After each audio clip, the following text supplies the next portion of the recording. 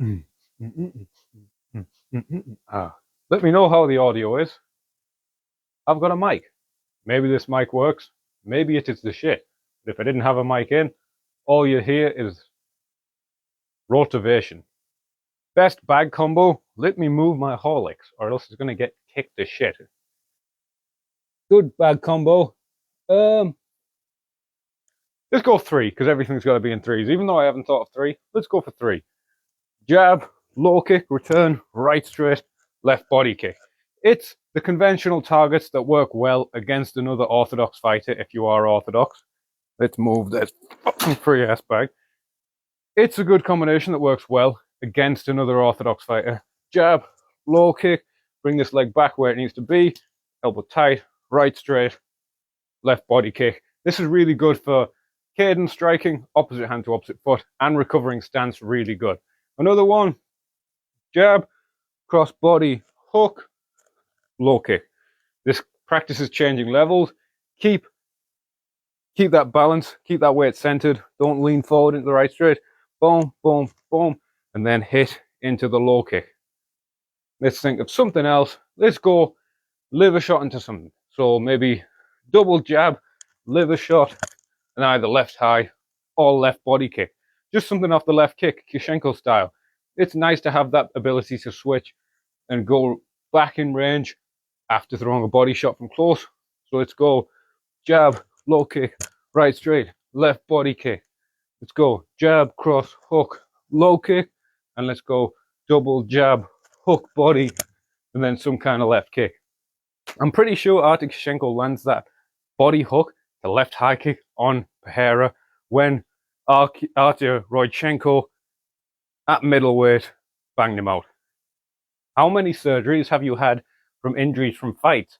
From fights, you know, stitches aren't surgeries, but from fights, I've only had one surgery, and that's on the hand, back of the hand here.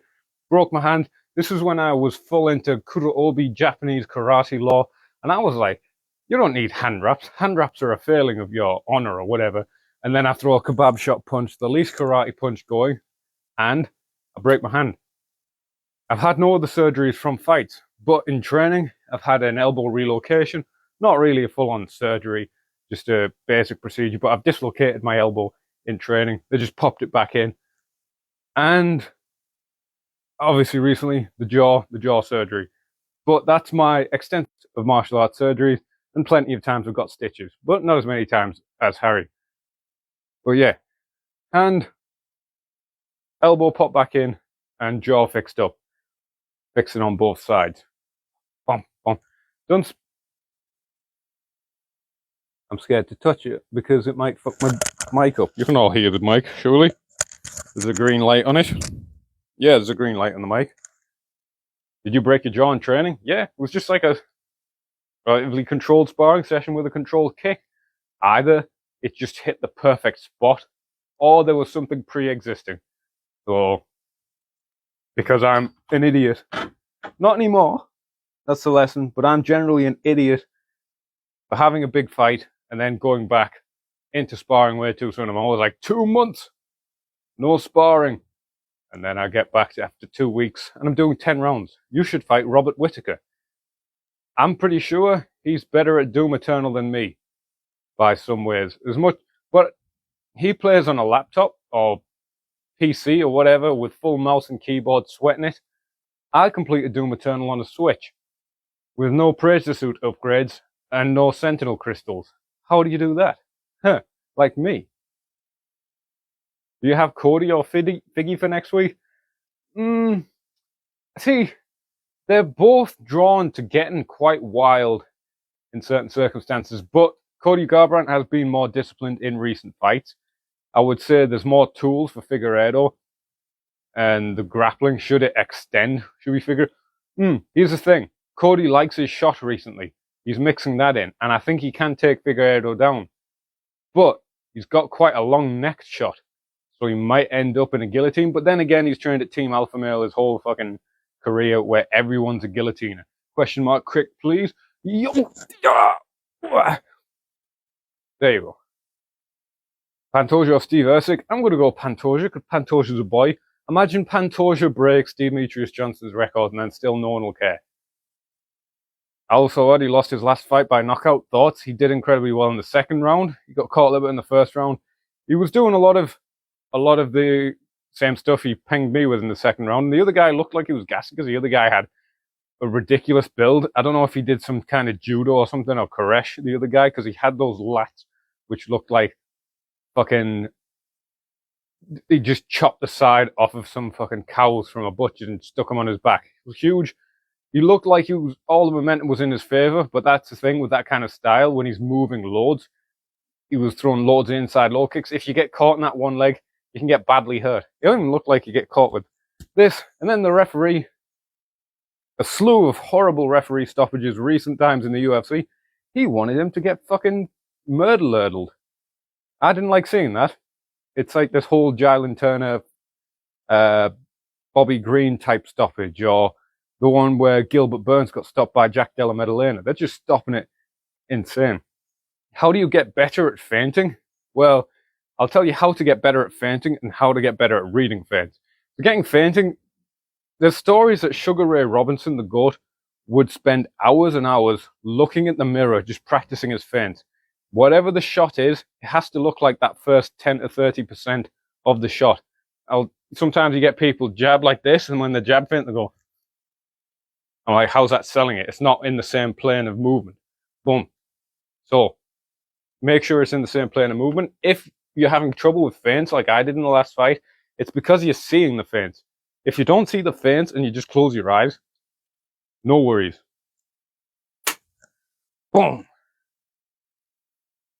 How many pros do you think MFA will have in 5 years? So right now we've got me, Harry, Joe, Bramus, and Leon. Leon tied with the MMA Fight Academy thing.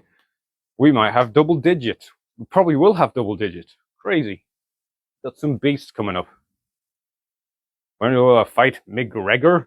If he tries to steal my sandwiches, it's on. No one steals my sandwiches. Although I can't chew them, I have to just dunk them in a tea. Do you ever do leg locks? Yeah, leg locks are good. Generally, the leg locks that are better for MMA are the ones that force people away and onto their hands rather than pulling them on top of you.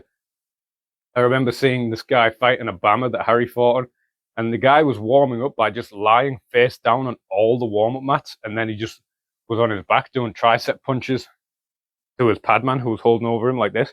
That's beside the point. He got knocked out because he just went in his back with a kind of IBJJF legal Ashigarami looking up at him whilst getting chinned. What do you think about pulling guard in MMA? If you've got a good guard and you can keep them there safely, and you're up on the scores, it's probably safer than trading shots with someone. If you're pulling guard and you're so confident in all three abilities of pulling guard, if you're pulling guard just because you think, I'm going to get the submission, that's probably going to be very limited. If you're pulling guard because you're really good at sweeping or wrestling up, maybe you're absolutely terrible at shooting, but if you pull guard, you might be good at wrestling up and better at wrestling up to get onto a single leg than you are at shooting in the open. Sometimes that happens. Or if you're fighting someone who didn't seem to have good guard passing, like no one ever pulled guard on Ronda Rousey, but Ronda Rousey never really passed anyone's guard. She had struggle with guard passing. Did you watch One Championship last night? No, I haven't kept up to date. You reckon Gaethje would knock you out? Quite likely. What's my BJJ belt? I am a purple belt. Done sparring this morning, caught a knee and head, going for a takedown, got rocked. What do I do differently? What do you do to avoid getting kneed in the head on the takedown? Or what do you do in sparring in the future? If you're trying not to get kneed in the head, I don't know if you were actually slinging knees to try and hurt each other, or if it was just an incident. It's happened before. I've gotten caught with the thigh or the knee as I've shot in a takedown. Training accidents can happen like that, even in really light spars. It's probably because you threw your head down and forward and bent your back over all kyphotically and reached down like that. You probably want to keep your eyes forward and then look around the corner. Thanks for whatever those were. Those sunglasses. I don't know what they are. I don't know what any of these symbols mean. Neither does the Singaporean man who runs all this. No one knows what these mean. Allen versus Curtis predictions? Well, Curtis, he had some really bad cage craft. but it's massively improved. Thank you for whatever these are. Again, it looks a bit like the guy who rolls the Katamari about. Saw your video about how easy to go pro. How would I go about it? So if you're really legitimately wanting to go pro without any skills and just jump straight in there, just go on Tapology, look what events are happening around, and then just bug the promoters about who needs a fight. Look who's selling loads of tickets and try and just jump in late notice. You probably won't be any good because you've not trained, but get banged, get 200 quid for the sesh, spend it all on Iron Brew. How do you like your coffee? I like all kinds of coffees, flat whites, Americanos. I tend to have them milky now, lattes, espressos with sugar, but this is not a coffee. This is a plot twist. This is a banana Horlicks. It's got zinc in it. You think Holloway will get smoked? Nope. I don't think he'll get smoked. I think his footwork, I think this will be a way more tactical fight than anyone gives credit for it. Gaethje's movement has increased and improved so exponentially over the past few years. And Holloway seems very movement focused now after trying to just be the in-your-face guy. I think Holloway went down that path of, he used to be so experimental on his rise to the top. He would be so experimental. He would use loads of movement, loads of footwork, especially in the Lamas fight. There was fights like the Lamas fight, the Cub Swanson fight, where he would fight almost entirely southpaw because it looked like he just wanted to experiment with it. And he would give up the back foot so easily and was so happy giving up the back foot. But then as he beat a lot of people at that championship level and got into set routine, he kind of learned that he could just overwhelm people with pressure and his chin. And he got a lot less creative. He started spending entire fights orthodox. But then that Arnold Allen fight, he got really creative again with his footwork, with his position. Gaethje as well, been using his shifts. I think this is going to be a lot more technical, tactical fight than anyone gives credit for. And I think Holloway, he hits hard as well. He you know, he's the volume guy, but it's MMA, forearms, gloves. People seem to people seem to think it's out of the realms of human possibility that Holloway sparks Gaethje. This could very well happen. Holloway's not just a volume guy. I thought the Holloway fight got cancelled. Please say this is a late April Fool's where you were the fool. He's actually had time to put on the weight. Yeah. What are your opinions on pro boxing? So pro boxing is incredibly entertaining, generally when it's people's names that you can't pronounce and can't recognize because they're either Mexican or Asian or otherwise. Pro boxing as a business is very hard to follow. I don't really understand it. And maybe that's a consequence of people getting paid properly in what they do. Who knows? But Naoya Inoue and Terence Crawford are my favorites because I have no imagination. I love all kind of low weight boxing. Roman Gonzalez is my favorite of all time. I kind of think it's annoying that the best fighters don't fight the best fighters that easily. But then again, as a fan, if, like in MMA, sometimes you get two of the best fighters and you just put them together early in the career. As a fan, you'd have no appreciation for how good they are yet. Whereas in pro boxing, they've had the records, but when they finally do meet, it's a big fight. And you do have that appreciation of just how good they are when they do fight each other. Who do you think will win? Between who? Holloway and Gaethje? I'm going Holloway.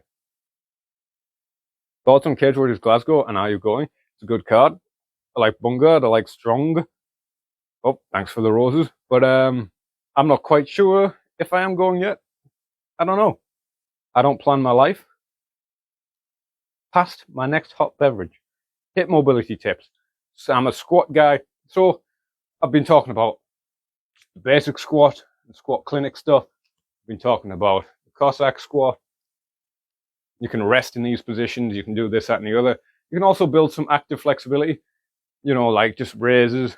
I think this is really, really underrated, but make sure this foot's in internal rotation so it follows over to kicks better and you're working more, bit of like gluteus medius, gluteus max, not max, medius, minimus, whatever you. Will you watch Cage Warriors tonight? Might do. Or I might be booking. Who knows? Can you give me a rash guard, mate? Just give you one. I can't just give you one. I like MMA Guru. You know, I was watching some of his videos in the hospital. I generally like his takes. I like the way he words stuff. I'm trying to grow a beard. This is my goal. Before I've got full jaw recovery, I want a beard.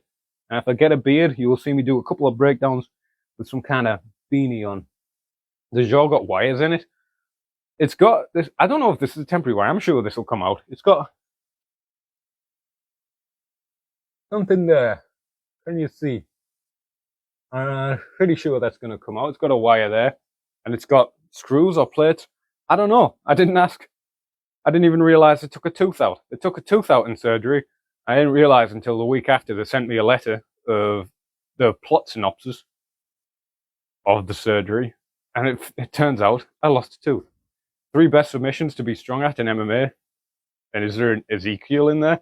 That's a very interesting way you spelled Ezekiel. Ezekiel. It's like the sequel to the Ezekiel. I wouldn't say it's a top 3 submission. I would say for people to get good at an MMA because of the opportunities to do. This is for you to train. I would say arm triangles because they really teach you about pressure and position and keeping base, using your arms to keep something in place whilst your legs and your hips do the work and move. Because that's generally what jiu-jitsu is. Your arms don't move stuff. They keep it in place whilst the rest of your body moves around it to cinch in the pressure and do control. I would say number 2, even though it's not as high a percentage in MMA, is the triangle. Any kind of triangle finish. You should drep the fuck out of it. Even if you don't see many triangle finishes, it's very smart to do because you want to train your legs. People start training and the tendency is to use their arms to do everything because that's what we do in real life. We use our arms to do everything. Where in jiu-jitsu, it's the people with the better set of legs is what gets us the submissions. So that's something we can do there. Use the triangle. And then third, I'd say rear naked choke. Rear naked choke's the highest percentage. But in terms of finishing mechanics, especially when you add strikes there and you can bash someone, it's not that tricky. So I would say guillotines, but like guillotine system. Because you can use the guillotine as quite a high percentage finish. You can use the guillotine on your back. You can use it on top. You can use it to help you get your legs away and stand up.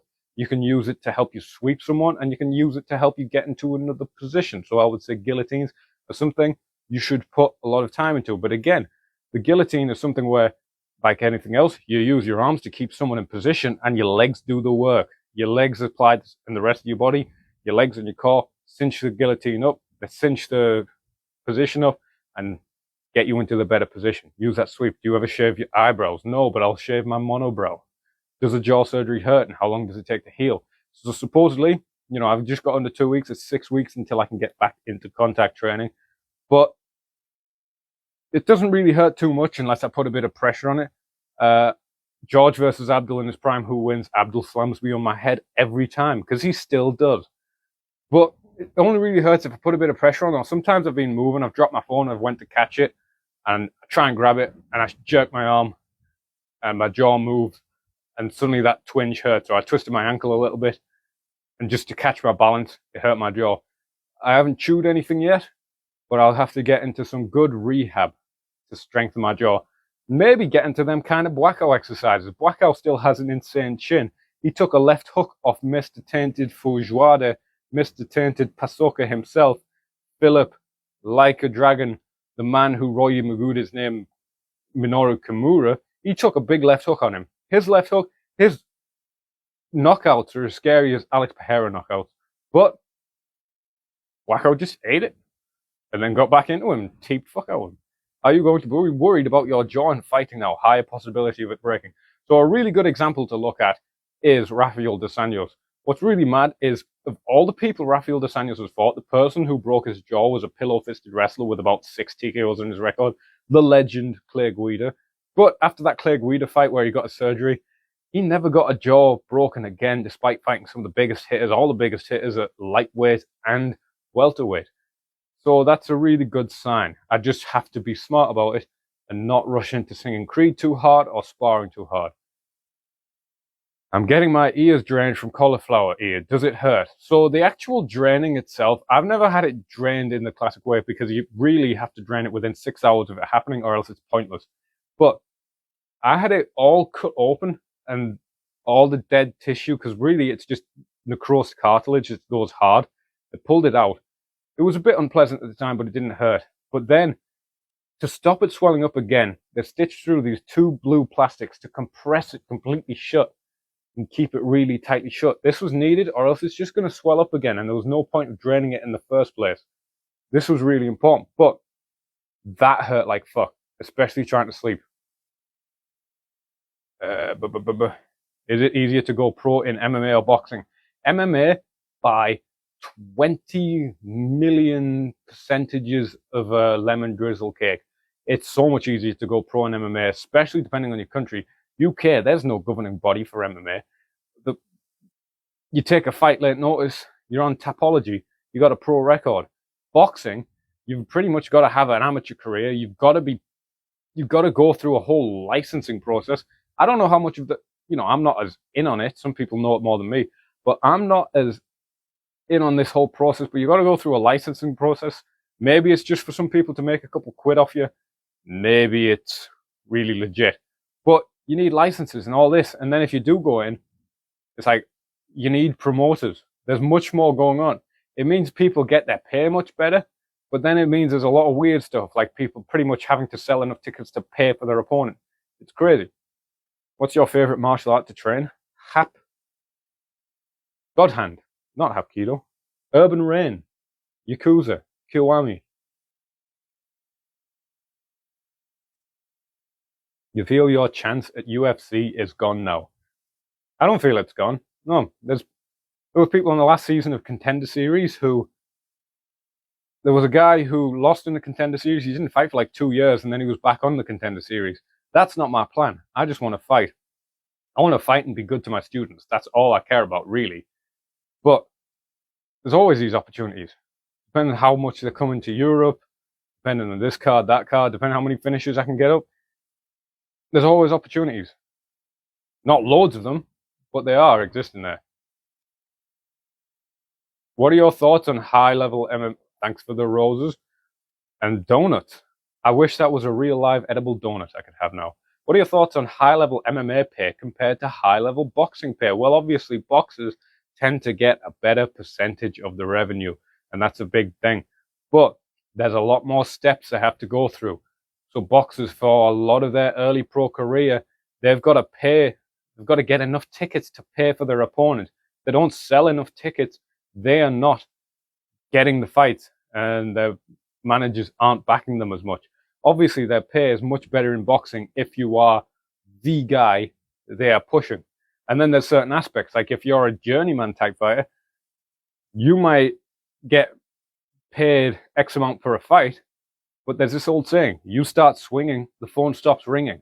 If you start looking to knock out your opponent who's on the come up, promoters will stop calling for you to fight because they don't want you, who they're not trying to sell, to punch about their guy they're trying to build up. There's a lot more ins and outs to the boxing. Fucking hell. And it's probably why a lot less of the fights happen, whereas in the UFC, they just fucking throw fights together willy-nilly, even more willy-nilly in like PFL and every other thing. It's just like, yeah, fucking put them together, see what happens. Who is your favorite UFC fighter of all time? I could say, like Demetrius Johnson, I could say George St. Pierre. That'd be very unimaginative, even though it's mostly true. Let's go Boyos, Jim Miller, and two guys that I just watch on repeat. I watched their full career again and again and again. Then they've just disappeared, and it was my dream that they fought each other. David Tamer, incredible, beautiful footwork, southpaw Muay Thai, left straight, left knee, left kick. Muay Thai, brilliant shit. Some of the best kicks I've ever seen in MMA history. And he just fucked up. And then there's Gregor Gillespie, one of the most entertaining fighters I've ever seen. Incredible wrestling. I would love to have seen him wrestle some of the Dagestani-style wrestlers and see what happens. And he just fucked off as well. Oh, shit. Stuff's blowing off the line. Motherfuckers. But yeah, for today, let's say David Tamer and Gregor Gillespie. That would have been a beautiful fight. That would have been like the movement-based striker and the grinding wrestler. What are some tips for joining an MMA gym to get people to like you there? What are your tips for joining an MMA gym to get people to like you there? Well, follow the basic fucking rules. Don't go in the toilet barefoot. Don't bring your dirty shoes on the mat. Don't wear zips. And obviously, sounds like stupid, but smell good. Or just smell indifferent. Don't smell bad. This is huge. If you smell bad, everyone's got just a prejudice against you immediately. Smell good, have nails that are an appropriate length. Don't walk dirty shoes all about the gym. Ask the coaches about stuff first. If you ask, can I use the bag? Can I use this dumbbell? Can I use this kettlebell? If you really want to use them, that's fine. You know, if you just go about the gym and immediately think it's your own place and then just start moving equipment around and fucking everything up, you know, coaches are immediately going to have a prejudice against you. So I would say, follow the basic rules. And when you drill, take it nice and slow. Don't look to make a name in the gym, look to learn in the gym. Be a good training partner. And then people will want to seek you out and train with you because they know they can actually practice a technique without some nonsense going on. They know they're not going to get their prostate enlarged by some oil check. They know they're going to get a good session when they train with you. So good people will seek you out. And then the next thing is just make sure you're just listening and making that improvement.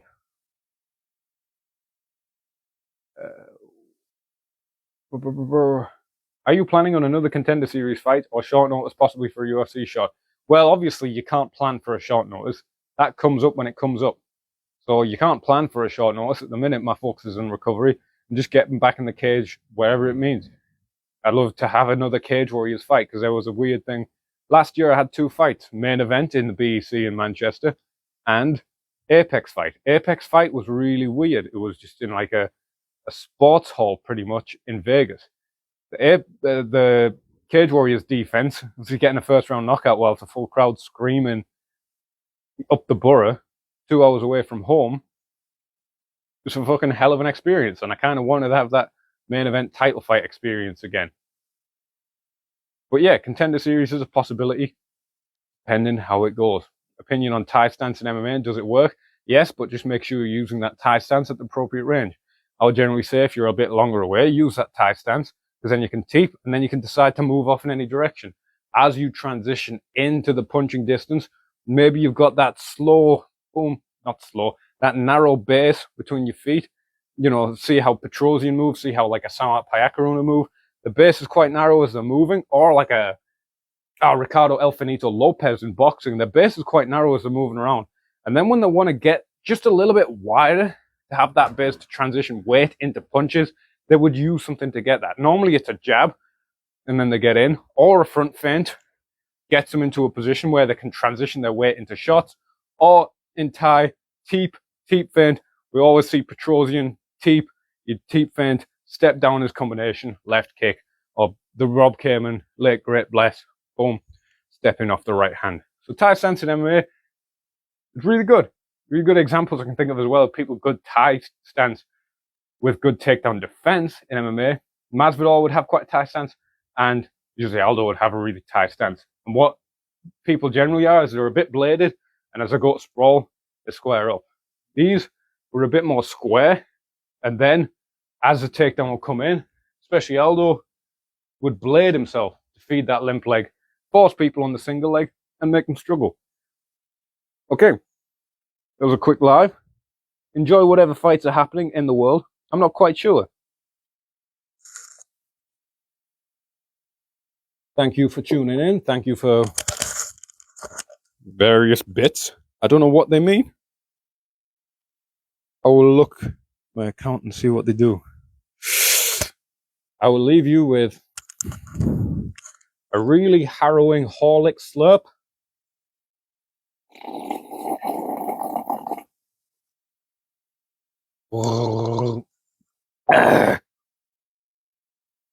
Bless.